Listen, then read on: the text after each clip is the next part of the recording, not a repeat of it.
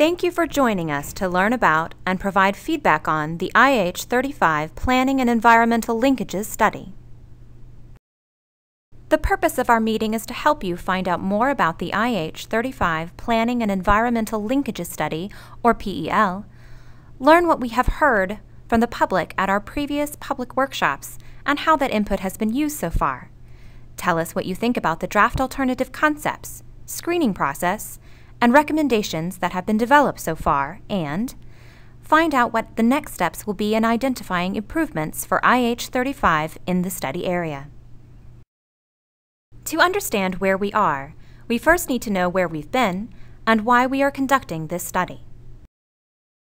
The IH-35 PEL study area is 24.9 miles long and includes IH-35 from FM 1103 in Schertz to IH-37 and US 281 in downtown San Antonio, and Loop 410 from IH-35 in northeast San Antonio to IH-10. The goal of the PEL study is to help plan for long-term transportation improvements on IH-35. The study will engage stakeholders early and often throughout the planning process, identify the transportation needs and issues within the study area, identify potential solutions, called alternative concepts, to meet the identified needs and evaluate them for their potential impacts, and recommend viable transportation alternative concepts that can be carried forward into future, more specific environmental studies. Previous planning studies, such as the Northeast IH-35 Corridor 1996 Major Investment Study, or MIS, the My-35 Plan, and the San Antonio-Bexar County Metropolitan Planning Organization's Mobility 2035 Plan, have identified a need for transportation improvements along this vital corridor, but have not been advanced to the environmental study process for further development. We believe it is time to finally address these needs.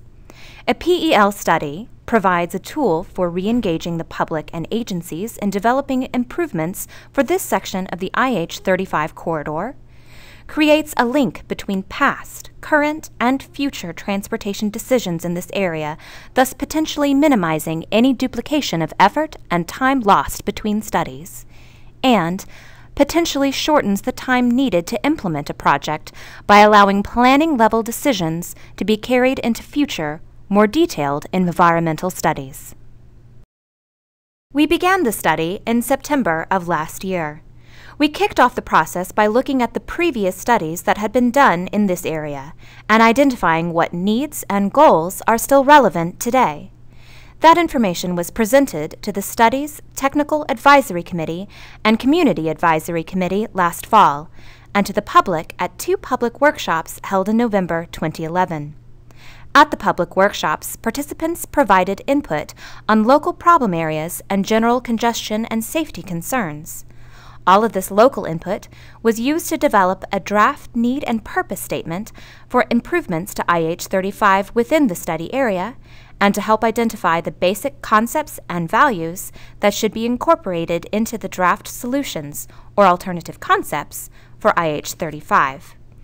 The draft need and purpose statement was presented to the Technical Advisory Committee, Community Advisory Committee, and to the public in February of this year, along with the proposed factors and objectives to be used in evaluating draft alternative concepts for this study. The input gathered from these meetings was used to refine the need and purpose statement, develop draft alternative concepts, and begin the screening process for evaluating the draft alternative concepts. The Need and Purpose Statement is a critical piece of the IH-35 PEL study. It identifies the problem to be addressed and why it is necessary to address it. This statement sets the stage for the development and evaluation of draft alternative concepts. In fact, it has already been used in the initial screening, or Phase 1, of the evaluation process for the IH-35 PEL study. Through the ongoing public involvement process, you will have an opportunity to see how it was used and provide input on the process for identifying and evaluating the draft alternative concepts. So far, based on technical analysis as well as agency and public input, The need for improvements in the IH35 PEL study is primarily to address increasing traffic demand and congestion, inadequate roadway capacity, roadway safety and operational concerns, structural and functional roadway deficiencies, and limited integration of IH35 with other existing and planned transportation modes. The purpose of the IH35 PEL study is to address increasing traffic demand and congestion over the next 25 years, improve mobility and safety in a manner that will manage vehicle congestion, encourage integration with other transportation modes, and encourage compatibility with economic development initiatives in the region. In this need and purpose statement and the input we received from agencies and the public, we identified several factors and objectives that can be used to further evaluate the draft alternative concepts. These include mobility objectives, such as improve travel time and improve ramps and interchanges, safety objectives, such as improve crash rates and address current design and maintenance deficiencies on IH35 main lanes, frontage roads, and connecting facilities.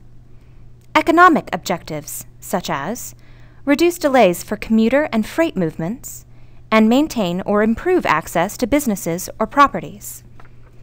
Access and system connectivity objectives, such as improve access to other modes of transportation, including transit, bicycle and pedestrian movement, and airport facilities.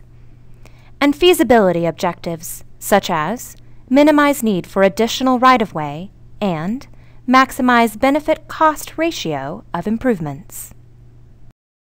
Now you will have an opportunity to see how the need and purpose statement and evaluation factors and objectives that you helped shape have been and will continue to be incorporated into the IH35 PEL study, as shown here in the Alternative Concepts Development and Evaluation process.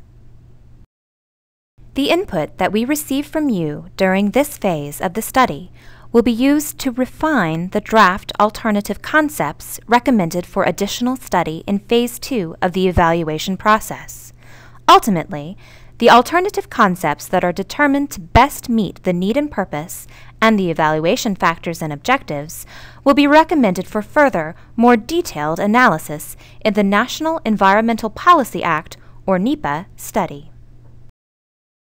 This concludes our overview presentation. Please feel free to explore the information at your own pace, ask questions of staff, and provide comments at the public meeting comment stations or to the court reporter. You are also welcome to visit our website at timefor35.com and to mail or email your comments to the addresses shown here. All written comments must be submitted by June 25, 2012 to be included in the public meeting record. Your feedback is very important to us, and we appreciate the time that you have taken to visit with us and share your thoughts.